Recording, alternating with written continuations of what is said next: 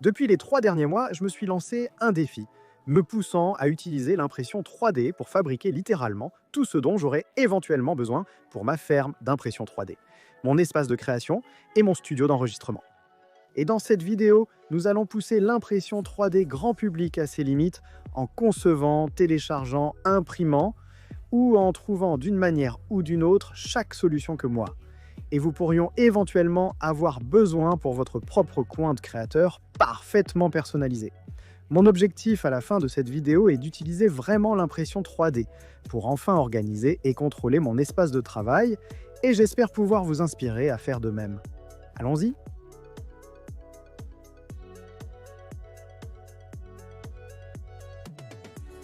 Alors tout d'abord, non, ce ne sera pas un vlog d'atelier car vous avez clairement fait comprendre la dernière fois que ce type de vidéo ne vous intéresse pas vraiment.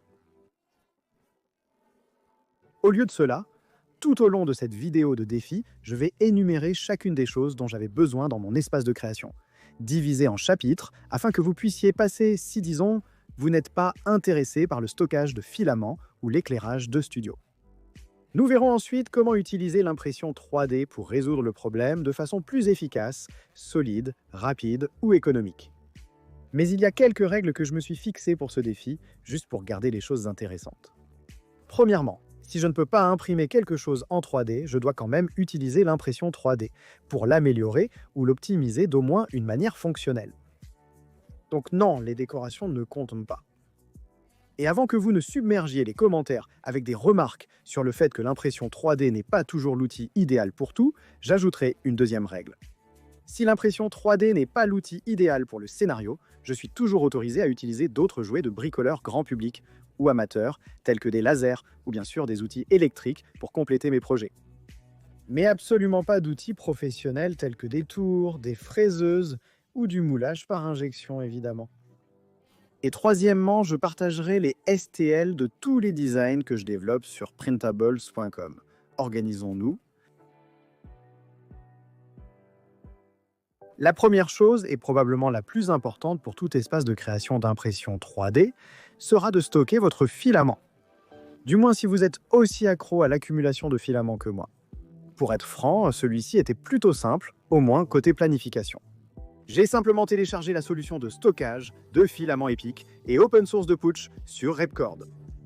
Cela me semble toujours bizarre d'appeler quelqu'un Pooch, le Reprac. Merci beaucoup Pooch. Cela impliquait de couper et de monter des crans français sur le mur, puis d'imprimer en 3 dimensions ces supports pour tenir réellement les tuyaux de 19 mm. Après le premier rouleau, à court de PETG blanc, j'ai décidé de faire les poubelles au lieu d'en commander plus. À ce moment-là, j'ai trouvé une énorme vieille commode qui m'a fourni le contreplaqué, non seulement pour ce projet, mais aussi pour quelques autres à venir. Je n'arrive pas à croire à ma chance incroyable. Parce que j'ai trouvé du contreplaqué beaucoup blanc dans la rue et je le charge sur une remorque de vélo pour enfants et le traîne à travers la ville. Des trucs et du bois gratuit, c'est imbattable. Ce qui est cool avec ça, c'est que je n'ai pas seulement réduit mon utilisation de PETG, qui est après tout un plastique à base de pétrole, mais j'ai aussi sauvé beaucoup de bois de la benne à ordures. À partir de là, j'ai utilisé le laser B plus long de 30 watts que j'ai récemment examiné pour découper un tas d'équerre en contreplaqué, réduisant le coût des supports de répétition à pratiquement rien, à part les tuyaux jusqu'à ce que j'arrive à 4 rangées. J'adore l'apparence de cette solution et la commodité est énorme. C'est à mon avis bien mieux que de stocker du filament sur des étagères ou en pile, et je vais terminer cette 4e rangée là-bas dès que je me déciderai à commander plus de tuyaux de 19 mm, parce que comme toujours, mes calculs étaient inexacts. En parlant d'étagères, la prochaine tâche était de ranger toutes mes imprimantes 3D, surtout parce que j'attendais et j'attends encore près d'une douzaine de nouvelles imprimantes pour diverses critiques et vidéos sponsorisées. Alors assurez-vous de cliquer sur le bouton d'abonnement et l'icône de la cloche pour ne pas manquer ces vidéos non plus. De toute évidence, avec certaines de ces imprimantes pesant jusqu'à 40 kg et les prix du bois qui s'envolent, l'impression 3D ou la fabrication des étagères elles-mêmes n'était pas vraiment pratique. Et à la place, j'ai commandé localement un tas d'étagères en tôle de maquiste. Je les ai ensuite associés à des carreaux de mur de salle de bain supplémentaires que j'avais sous la main pour créer des surfaces robustes et propres sans coût supplémentaire. Note de côté, j'ai fait la même chose pour mes établis, en divisant simplement une étagère en 2 unités pour créer des établis bon marché, robustes et debout. Comment utiliser l'impression 3D pour améliorer ces étagères? Après tout, les règles sont les règles. Eh bien, pour commencer, j'avais besoin de modéliser et d'imprimer des pieds supplémentaires pour les étagères car chaque paquet n'en contenait que 4, et j'utilisais la moitié d'entre eux comme table. J'ai fait cela en quelques minutes sur Onshape, je les ai imprimés en TPU noir et c'est parti. Ensuite, oui, j'ai également modélisé et imprimé un adaptateur pour le système de stockage de filaments de remplissage populaire qui montrait un rouleau de bobines de filaments avec ou sans roulement sur les côtés des étagères afin que je n'ai pas besoin de gaspiller de l'espace au-dessus de chaque imprimante ou sur l'étagère avec des rouleaux de filaments standards ou le système Touch. Enfin, j'ai utilisé ce même modèle de base pour concevoir et imprimer des supports pour fixer les étagères au mur pour des raisons de sécurité. Je pense aussi à créer une sorte d'étagère Gridfinity en utilisant le même type de support pour ranger mes affaires de manière beaucoup plus organisée comme ceci, peut-être en utilisant des aimants. Et je veux aussi concevoir et améliorer un support de tube Bowden pour monter les tubes Bowden sur les imprimantes qui ont ces tubes Bowden inversés. J'aimerais aussi faire des supports de capteurs de filaments externes pour certaines de mes autres imprimantes ou un moyen de stocker des lits d'impression supplémentaires hors des étagères et hors de portée. Avec ce modèle de base, pour une solution de montage adaptable aux chevilles de mes étagères, je peux créer n'importe quel type de support pour tout ce que je veux y fixer. Alors laissez un commentaire ci-dessous avec vos autres idées.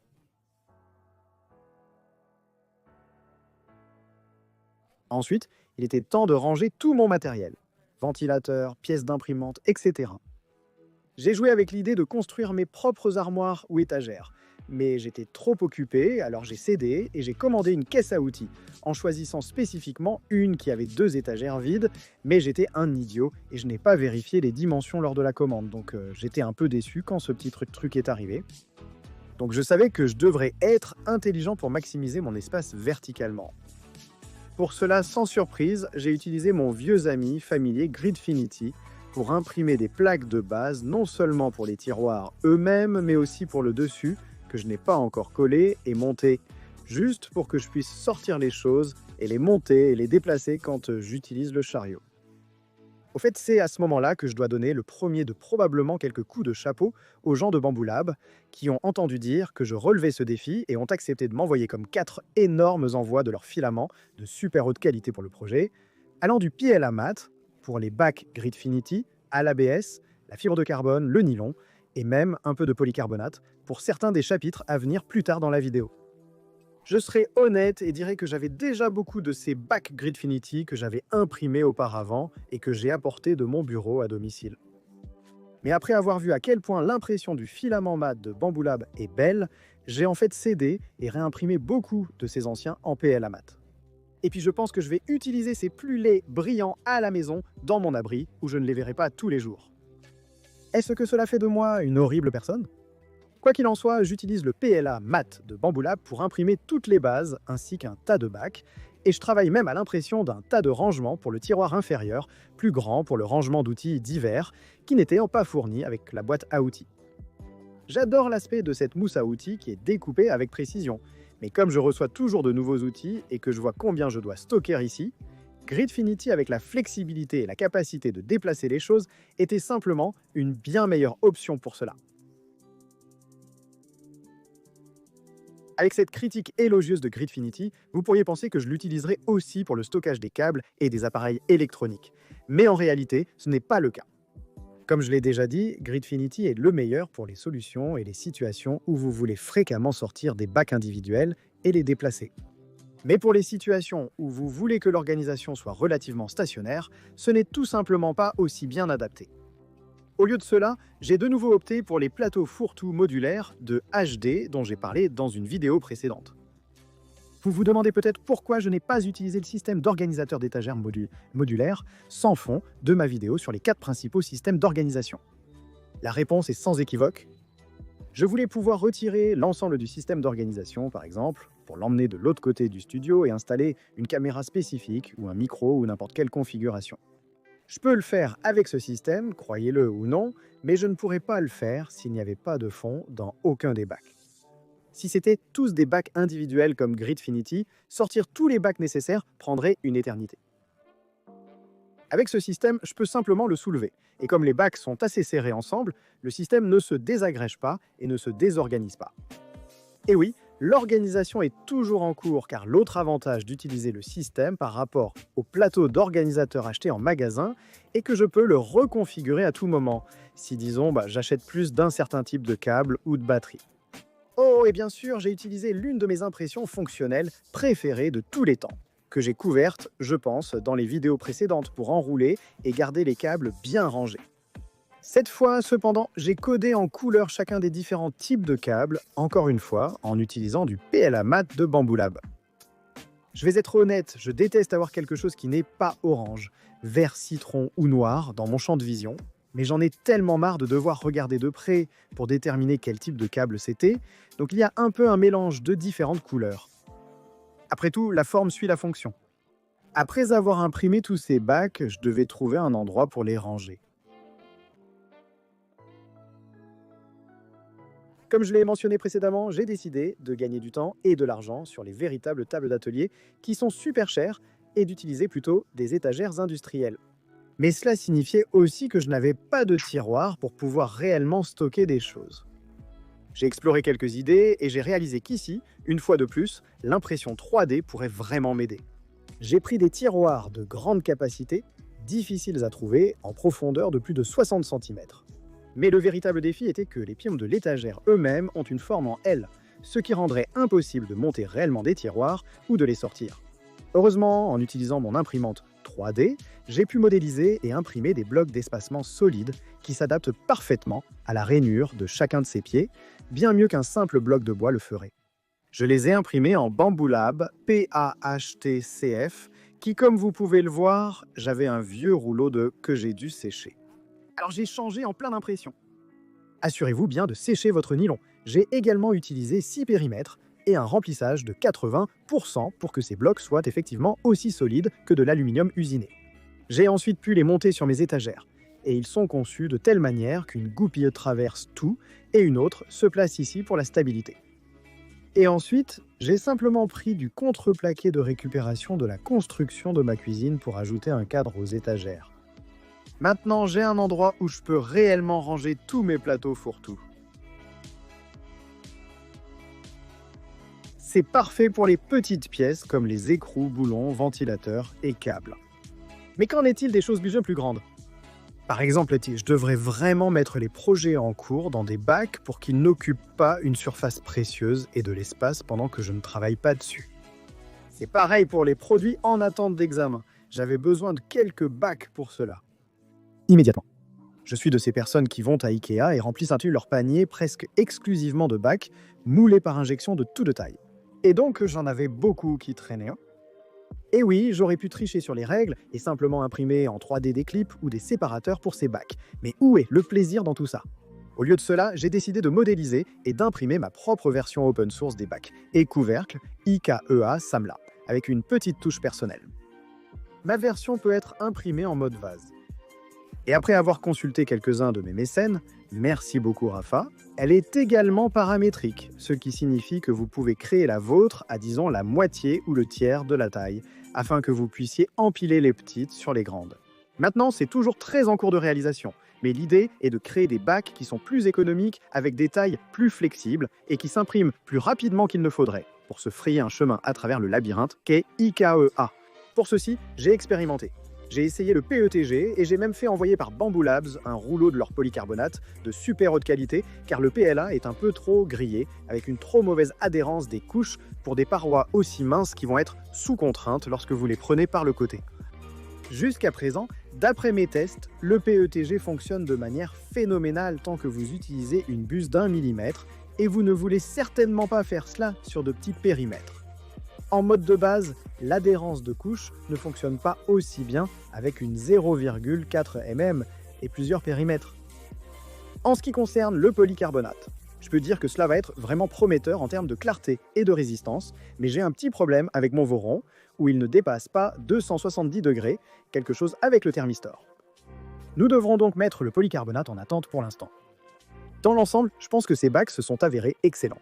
Et même s'ils ne sont pas aussi clairs que ceux d'IKEA, ils sont certainement plus rapides, moins chers et plus faciles que de conduire 45 minutes dans chaque sens jusqu'à IKEA.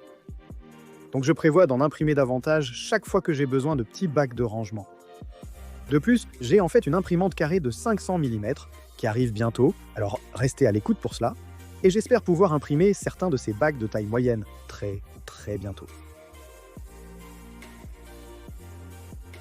Aucun d'entre vous ne sera surpris par ce qui va suivre, bien que vous puissiez être surpris par le peu de progrès que j'ai réalisé à ce sujet. Même si j'avais à peu près couvert toutes mes bases de stockage à ce stade, entre les étagères, les bacs, les plateaux et les tiroirs, je voulais toujours ajouter un mur en nid d'abeille à mon arrière-plan principal simplement parce que cela semble agréable et c'était devenu une sorte de ma signature dans mes précédentes vidéos tournées à la maison. De plus, j'avais la théorie que l'ajout d'un mur en nid d'abeille ajouterait une certaine diffusion du son, aidant à réduire l'écho dans ce petit coin d'où j'enregistre. Pour cette étape de la construction, j'ai choisi de peindre les murs en noir en premier pour atténuer le contraste. J'ai ensuite utilisé rouleau après rouleau de PLA mat noir en bambou. J'étais reconnaissant qu'il soit disponible en recharge, car je ne dépendais pas du recyclage local pour me débarrasser des bobines. Cela m'a aussi évité de nombreux déplacements au bac de recyclage. Et pour ceux d'entre vous qui se demandent, j'ai calculé le prix par mètre carré de rangement d'outils pour ceux-ci par rapport à la version IKEA. Et non seulement ils utilisent moins de plastique, mais ils sont également moins chers et fabriqués à partir de bioplastique renouvelable, sans parler du fait qu'ils sont beaucoup plus flexibles, puisque vous pouvez les obtenir à la taille exacte de vos murs. Un grand merci aux créateurs de ces pièces de cadre de bord qui rendent l'ensemble de l'installation beaucoup plus soigné que celui que j'ai dans mon bureau à domicile. Même si je sais que c'est légèrement de travers, et un autre grand merci à cet utilisateur sur Printables qui a découvert que vous pouvez utiliser le AMS pour empiler essentiellement ces derniers, afin que vous puissiez imprimer l'un après l'autre, permettant à l'imprimante de fonctionner toute la nuit. J'ai fait cela en utilisant du PETG comme support, et cela a très bien fonctionné, m'aidant à obtenir ces 60 carrés, et plus que je dois imprimer beaucoup plus rapidement qu'il ne l'aurait fallu un à la fois. Il ne me reste plus qu'à trouver le temps de les monter. Pour les pièces et composants de montage réel, j'ai décidé de ne pas utiliser les oranges néons existants que j'ai à la maison, et à la place, j'ai tout réimprimé ce dont j'avais besoin au cas par cas en utilisant le PLA Orange Mat de Bamboo Lab. Je pense que l'orange plus clair fera un meilleur travail pour capter différentes couleurs de lumière d'accentuation que je veux faire briller sur mon arrière-plan, et de plus, je pense que c'est beaucoup plus doux pour les yeux que le néon l'était. Maintenant, il me suffit de le faire réellement et de décider quoi monter ici. Équipement vidéo, impression 3D? Laissez un commentaire ci-dessous et dites-moi ce qui, selon vous, ferait le fond le plus esthétiquement agréable. Le feriez-vous? L'un des grands défis dans mon espace de création est que j'ai besoin d'un éclairage suffisant pour enregistrer des vidéos. Maintenant, évidemment, je n'allais pas imprimer la lumière en 3D, ni prendre le risque de fabriquer mes propres supports en C ou quoi que ce soit qui porterait du poids au-dessus de ma tête. Alors à la place, j'ai fini par acheter quelques-uns de ces poteaux extensibles qui vous permettent de monter des lumières, des caméras, des microphones, ou ce que vous voulez où vous voulez. Cependant, ces poteaux sont en réalité conçus pour aller du sol au plafond, et vous ne pouvez pas les monter de mur à mur en hauteur, à moins de prendre des supports pour les fixer solidement au mur. Et c'est là que l'impression 3D peut entrer en jeu. J'ai modélisé ces deux supports différents, puisqu'ils sont différents en haut et en bas dans Onshape en vraiment juste quelques minutes, et je les ai imprimés en vieux plat noir ennuyeux, qui est très résistant sous des températures normales, avec beaucoup de périmètre et beaucoup de remplissage. Et puisque ces supports ne sont pas réellement exposés à un stress ou un poids continu, je n'ai pas à m'inquiéter de l'affluage du matériau. Ils sont juste là pour servir de sauvegarde, au cas où le poteau céderait sous le poids, et donc je dois juste vérifier périodiquement que le poteau ne repose pas sur ces supports. Ensuite, pour mon support en C, j'ai apporté quelques petites améliorations à sa fonctionnalité. D'abord, j'ai modélisé et imprimé des adaptateurs de roulettes inclinés en nylon à fibre de carbone de Bamboo Lab, qui me permettent de déplacer rapidement et facilement le support en C dans le studio. Ensuite, j'ai modélisé et imprimé des choses sympas, comme des bacs d'étagères à clipser. Ainsi, je peux mettre des choses comme des adaptateurs et des étuis à lentilles quelque part en sécurité et mémorable lorsque je ne les utilise pas. Ces petites solutions sont la raison pour laquelle j'adore l'impression 3D. Je n'ai littéralement aucune idée de comment j'aurais pu acheter ou créer quelque chose comme ça si je n'avais pas une imprimante 3D. D'accord? Tout cela était assez facile à faire avec l'impression 3D. Mais pouvons-nous imprimer une scie circulaire en 3D? Ouais, non. Mais nous pouvons l'améliorer. Pour l'instant, je n'ai pas de système d'extraction de poussière adéquat et je dois plutôt compter sur cet aspirateur d'atelier de mauvaise qualité jusqu'à ce que je puisse justifier la dépense de quelque chose de plus grand. Malheureusement, ces deux-là n'ont pas le même diamètre de tuyau. Et encore une fois, je dois dire, que font les gens normaux dans des situations comme celle-ci? Je devais me demander ce que j'aurais fait il y a 4 ans dans cette situation.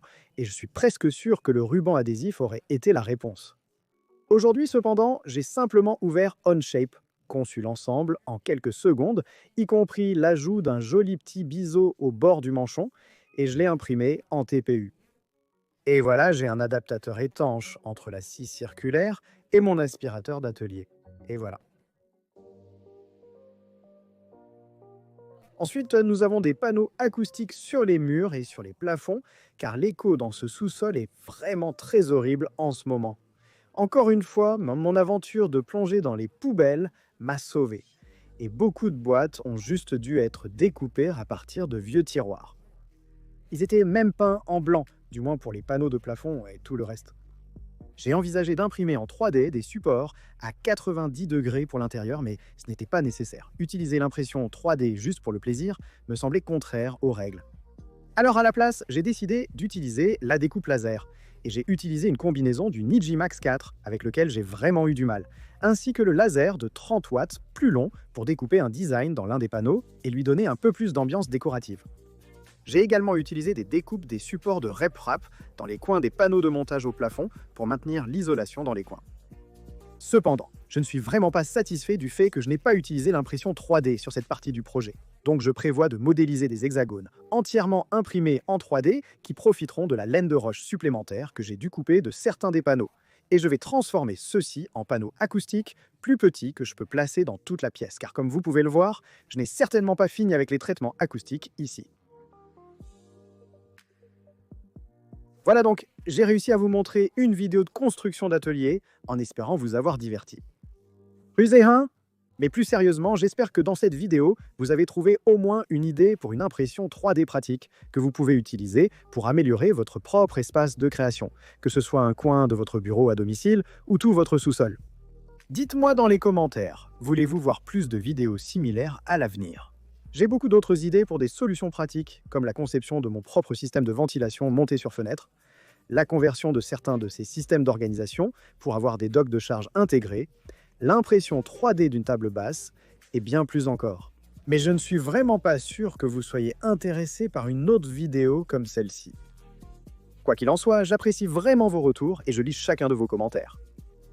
Merci à mes supporters Patreon de m'aider à garder les lumières allumées et à tous pour votre visionnage, vos likes et abonnements.